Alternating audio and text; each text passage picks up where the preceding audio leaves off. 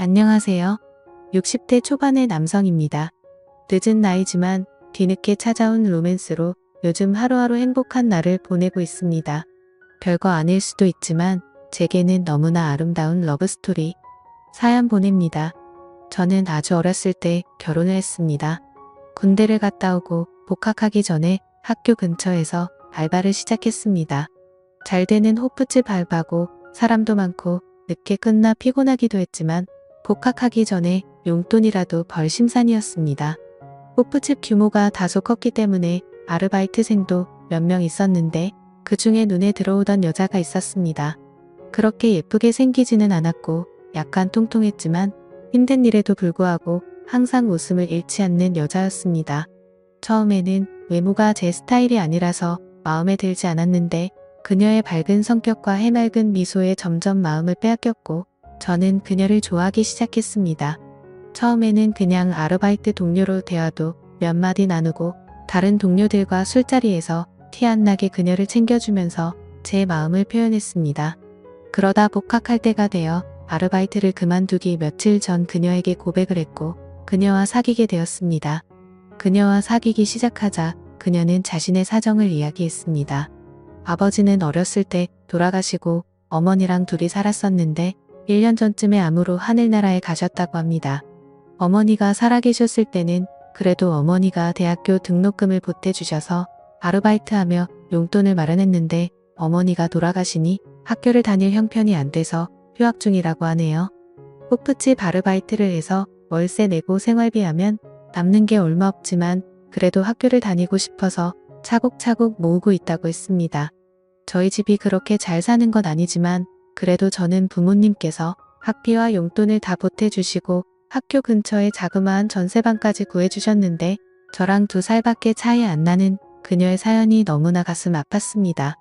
저는 그녀의 월세라도 아끼고자 살림을 합치자고 제안했고 처음엔 거절하던 그녀도 몇 번의 제안에 결국 수락하고 동거를 시작했습니다. 동거를 하고 나자 그녀가 훨씬 더 좋아지기 시작했습니다. 그녀는 낮에는 식당에서 밤에는 호프집에서 힘든 아르바이트를 했지만 자기보다는 저를 먼저 생각해 주었습니다. 제가 공부하느라 힘들다며 바쁜 와중에도 맛있는 요리도 해주고 깔끔한 성격이라 정리정돈도 잘해서 집안은 늘 깨끗했습니다. 20대의 열정적인 남녀인지라 서로 시도 때도 없이 만나서 데이트를 즐겼습니다.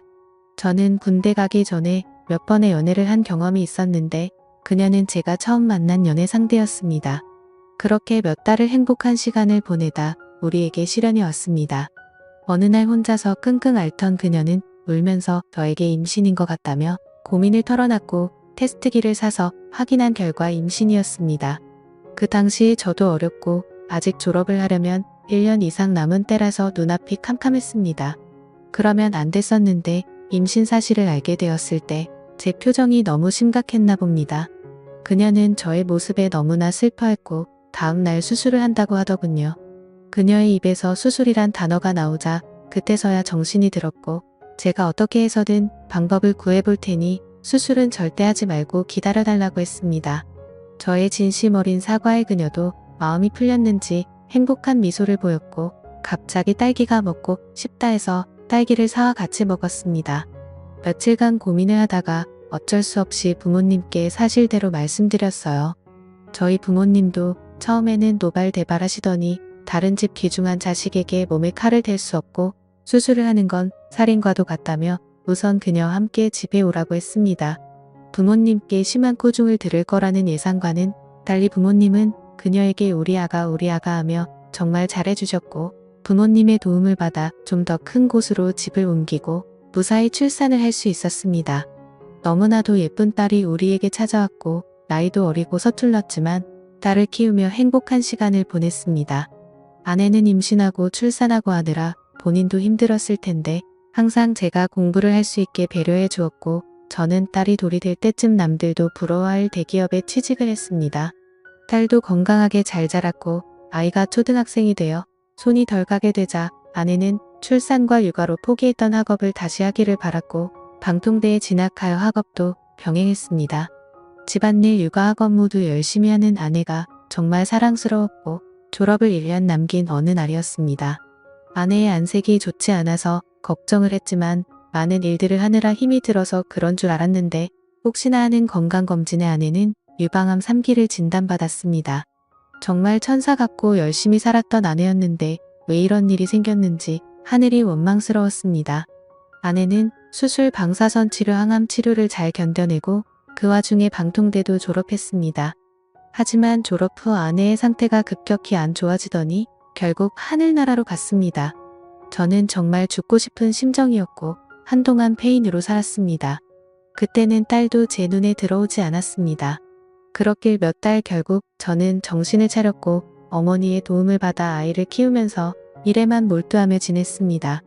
아이가 고등학생이 되었을 때 회사에 사직서를 제출하고 작지만 제 회사를 차렸습니다. 그때부터 제 머릿속에는 딸과 회사밖에 없었습니다. 그렇게 10여 년이 흘렀고 회사는 안정 수준으로 괜찮은 수익이 났고 딸도 좋은 배필을 만나서 결혼을 했습니다. 딸이 결혼하고 나니 갑자기 공허해졌습니다. 딸이 시집가기 전에는 같이 살았었는데 시집가고도 자주 찾아오기는 하지만 퇴근 후 혼자 집에 들어갈 때는 정말 외로움에 사무쳤습니다. 주위에서 돌싱들을 소개해줘서 만나기도 했는데 예쁘고 괜찮은 분들도 있었고 저를 마음에 들어하는 분들도 있었지만 결국에는 제가 마음을 접게 되더군요. 그렇게 1년 정도가 흘렀을 때 마음을 가다듬고자 혼자 제주도 여행을 갔습니다. 제주도를 향하는 비행기 옆 좌석에 40대 중반으로 보이는 아름다운 여성분이 있었습니다. 왠지 어두운 표정의 그녀였지만 너무나 예쁘고 향수 냄새는 아닌데 정말 향기로운 냄새가 났습니다. 저는 옆 좌석에 앉아 있다는 것만으로도 심장이 두근거렸고 첫눈에 반한다는 게 이런 건가 생각했습니다. 하지만 나이 차이도 많이 나는 것 같고 비행기에서 처음 봤는데 말을 걸거나 하면 이상한 사람으로 생각할까봐 그러지도 못했습니다. 제주도에 도착하는 1시간이 너무나 짧게만 느껴졌습니다. 공항을 빠져나올 때 앞에 있는 그녀를 붙잡을까 수없이 망설였지만 결국은 그럴 수 없었습니다. 그냥 짧은 설렘으로 끝낼 수밖에 없었습니다. 혼자 렌트카를 타고 제주도를 여행하기 시작했습니다. 계획을 전혀 짜지 않고 온 여행이라 바닷가를 끼고 도로를 따라가다가 괜찮은 카페나 식당이 있으면 들어갔습니다. 처음 도착한 곳이 함덕 해변이었는데 오랜만에 바다를 보니 너무나도 좋았습니다. 카페에 앉아 바다를 보는 것만으로도 힐링이 되었습니다. 근처에 숙소를 잡고 추천하는 레스토랑에 가서 혼자 저녁을 먹으며 와인을 한잔했습니다. 너무나 만족한 식사를 하고 숙소에 와서 쉬는데 혼자 여행이 좋기는 했지만 외롭기는 했습니다. 다음날 전날 갔던 카페의 커피 맛이 생각나 다시 찾았습니다. 아침이라 사람이 많이 없었고 창가에서 바다를 보며 혼자 앉아있는 여자분이 있었습니다. 그 여자분이 고개를 잠시 돌렸을 때 그녀가 비행기에서 제 마음을 설레게 했던 그녀라는 걸 알게 되었고 제 심장은 두근거리기 시작했습니다. 저는 커피를 마시며 그녀가 눈치채지 못하게 그녀를 지켜보았고 그녀는 뒷모습에서도 왠지 쓸쓸함이 느껴졌습니다. 그녀에게 말을 걸어볼까 했지만 저를 기억 못할 것 같아서 망설이는 동안 그녀는 자리에서 일어났고 나가는 길에 눈이 저와 마주쳤는데 그녀도 저를 기억하는지 잠시 멈칫하더니 가볍게 목례를 하고 카페를 나갔습니다. 저는 잠시 망설이다가 그녀를 따라 나갔는데 그녀의 모습은 보이지가 않았습니다. 몇십 분을 찾아 헤맸지만 그녀를 찾을 수 없었습니다. 용기를 내지 못하고 망설였던 제 자신이 너무나도 원망스러웠습니다. 너무나 아쉬웠지만 이내 제 마음을 부여잡고 다시 여행을 하기 시작했습니다. 그녀를 잡지 못한 제 자신이 한심스러웠는지 여행은 재미있지 않았습니다. 그렇게 하루 이틀이 흘렀고 더 이상 혼자 여행을 하면 더 쓸쓸해질 거라는 생각이 들었고 예정보다 앞당겨 돌아가기로 했습니다. 제주도에서 마지막 밤은 해변에 앉아서 파도 소리를 들으며 맥주 한잔하기로 했습니다. 편의점 맥주 4캔과 주전부리를 사서 해변에 혼자 앉아 한잔하기 시작했습니다. 그렇게 2캔 정도 마셨을 때 정말 생각지도 못한 일이 벌어졌습니다. 해변 저쪽에서 저에게 다가오는 인기척에 고개를 돌려보니 어두운 밤이기는 했지만 달빛에 비친 그녀의 얼굴이 제 두 눈에 선명하게 들어왔습니다. 그녀도 저를 보고 놀랐고 눈 인사를 한 뒤 저를 지나쳐 산책을 계속했습니다. 이번에도 망설인다면 저는 평생 후회할 거라는 생각이 들었고 용기를 내서 그녀를 따라갔습니다. 이야기 좀 나누고 싶다는 제 말에 조금 망설이기는 했지만 바닷가에 앉아 맥주 한잔하기로 했습니다.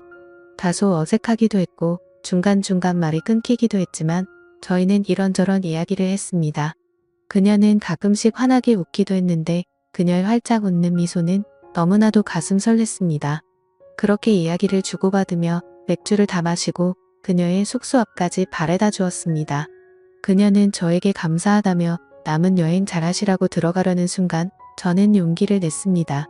괜찮으시면 남은 여행을 같이 하면 어떻겠냐고. 저도 혼자 여행도 좋기는 하지만 같이 여행을 해보고 싶다고 했습니다.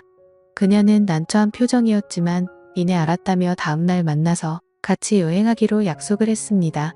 다음날 그녀를 데리러 가며 혹시나 마음이 바뀌어 안 나오면 어떻게 하지 했으나 그녀는 약속 장소에서 환한 미소로 저를 반겨주었고 저희는 함께 여행을 시작했습니다.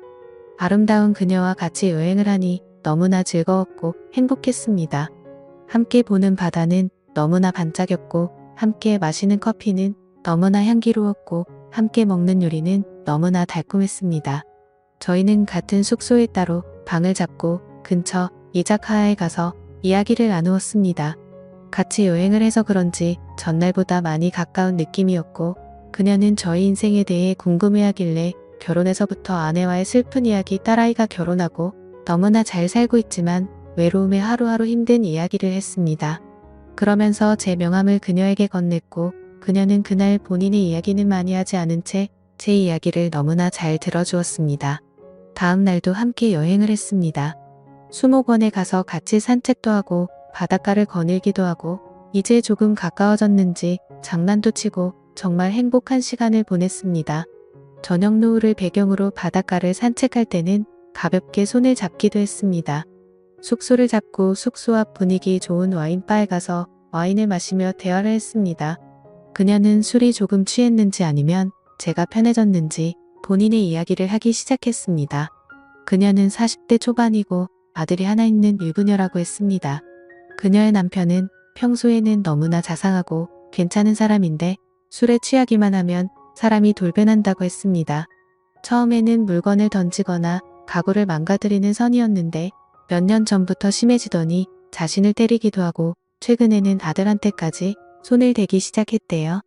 몇 번이나 이혼을 하려고 했지만 그때마다 다시는 안 그러겠다고 무릎까지 꿇고 울고불고 매달리는 남편을 참아내치기가 힘들었대요. 저런 아빠라도 아들에게 아빠가 있어야 한다고 생각해서 그동안 참고 살았대요. 그러다 몇 달 전 남편이 아들에게까지 손찌검을 했고 아들은 그 트라우마로 한동안 힘들어했대요.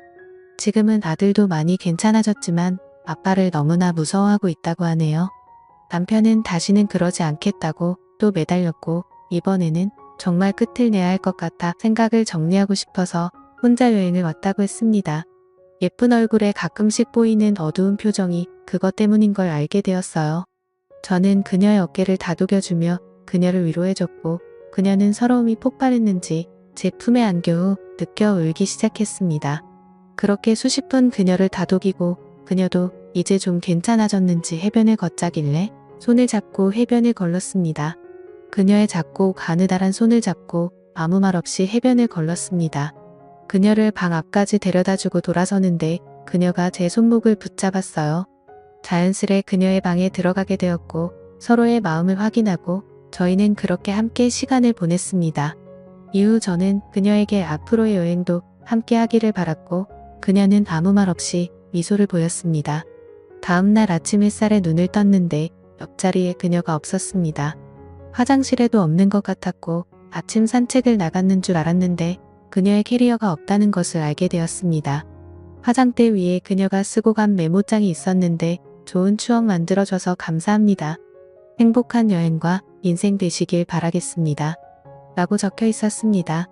저는 그녀를 놓칠 수 없어서 호텔을 나와 그녀를 무작정 찾기 시작했습니다. 같이 갔던 해변 카페 식당도 가보고 했지만 그녀의 모습은 찾을 수 없었습니다. 그녀와 처음 만났던 함덕 해변 카페에 가서 그녀가 앉았던 자리에 앉아 멍하니 바다만 바라보았습니다. 더 이상 여행을 할 수 없을 것 같아 다시 서울로 올라왔습니다. 서울로 올라와 다시 일상으로 돌아왔지만 마음 한구석이 너무나 아팠고 공허했습니다. 그녀를 잊기 위해 일에만 몰두했지만 그것도 잠시 문득문득 그녀가 생각나 눈물을 흘린 적도 많았습니다. 그 뒤로 두세 명의 여성분을 소개로 만나봤지만 제 마음은 온통 그녀에게 가 있었기 때문에 전혀 눈에 들어오지 않았어요. 제가 아는 거라고는 그녀의 얼굴과 나이밖에 없으니 어떻게 할 방법이 없었어요. 그냥 하루하루 그녀를 떠올리면서 그렇게 1년여가 흘렀습니다. 그날은 아침부터 웬일인지 기분이 너무 좋은 월요일이었습니다. 상쾌하게 아침에 일어났고 출근길도 평소보다 안 막히는 느낌이었어요. 출근을 해서 일을 하다 직원들과 점심 식사 후 커피를 한잔하고 있는데 모르는 번호로 전화가 왔어요. 전화를 받고 상대방의 목소리를 듣자마자 놀라서 들고 있던 커피를 떨어뜨릴 뻔했어요. 수화기 건너에서 들리는 목소리에서 그녀임을 느낄 수 있었어요. 저는 너무 놀라서 아무 말도 할 수 없었고 그녀는 차분하게 안부를 묻더니 주말에 서울에 올라갈 일이 있는데 혹시 만날 수 있냐고 했습니다. 저는 주말에 약속이 있었지만 당연히 약속 없다며 보자고 했고 만나는 시간과 장소를 정하고 전화를 끊었습니다. 전화를 끊고 나서도 떨리는 숨과 심장이 멈추지 않았습니다. 부하 직원들이 사장님 무슨 일 있냐고 걱정되듯 물어봤을 정도로 제 모습이 평소와는 달라 보였나 봅니다. 수십 분이 흘러 마음이 좀 진정됐고 그녀의 목소리를 들었다는 것만으로도 너무 기뻤고 주말에 그녀를 다시 볼 수 있다니 너무나도 행복했습니다. 그녀와 만나기로 한 날짜를 기다리며 하루하루가 설레고 행복했습니다. 드디어 그녀와 만나기로 약속한 날이 되었습니다.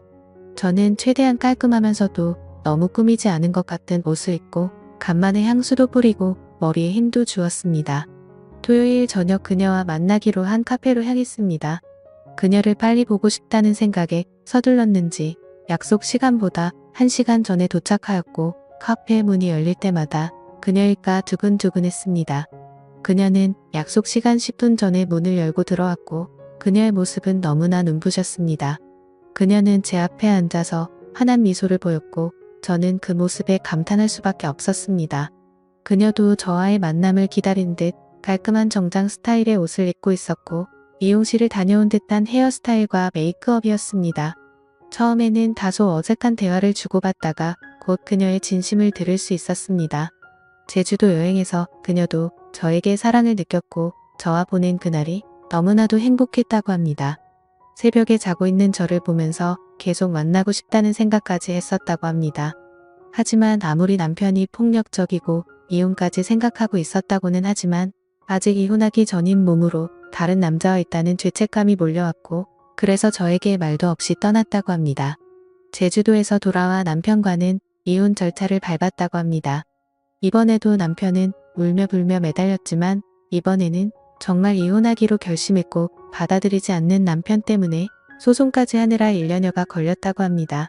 제가 준 명함을 보면서 전화를 걸까 말까 망설였지만 이혼이 결정되지 않은 상태에서 저에게 전화하는 게 저에게도 미안했다고 합니다. 한두 달 전쯤 이혼을 하게 되었고 용기를 내서 저에게 전화를 했다고 합니다. 그녀의 말에서 진심 어린 사랑을 느꼈고 그녀의 손을 잡고 고맙다고 말했습니다. 저희는 근처 근사한 레스토랑에 가서 식사와 와인을 가볍게 마시고 행복한 시간을 보냈습니다. 대화를 나눌수록 그녀가 통하는 게 너무나 많았고 우리는 정말 행복한 시간을 가졌습니다. 다음 날 우리는 한강을 찾아 산책을 했습니다. 1년 전 제주도에서 해변을 같이 걸을 때처럼 손을 잡고 걸으며 너무나 행복한 시간을 보냈습니다. 그녀는 대전에 살고 있어서 저녁에 서울역으로 바래다 주었고 안타까운 그녀를 보내주었습니다. 그 이후로 주말마다 그녀가 서울로 올라오거나 제가 대전으로 찾아가 데이트를 즐겼고 반년 전에는 그녀가 서울에 취직을 하고 우리 집 근처 쪽에 집을 얻었고 서로의 집을 오가며 사랑을 키워나가고 있습니다. 저도 그렇고 그녀도 그렇고 서로의 자녀를 생각해서 재혼은 생각하고 있지 않지만 서로를 사랑하는 마음은 진심인 걸 알기에 결혼하지 않고도 이렇게 노년을 함께 보낼 수 있을 거라 확신하고 있습니다. 제가 나이가 있기는 하지만 그녀와 사랑을 나눌 때마다 청춘으로 돌아간 것 같은 힘이 솟았고 그녀도 저와의 만남에 너무나도 만족한 모습입니다. 나이가 들어도 사랑을 할 수 있고 제 나이에도 사랑을 나눌 수 있습니다. 저 또래의 다른 분들도 좋은 인연을 만나서 사랑을 하고 사랑을 나누면서 행복한 제2의 인생이 되시길 바랍니다.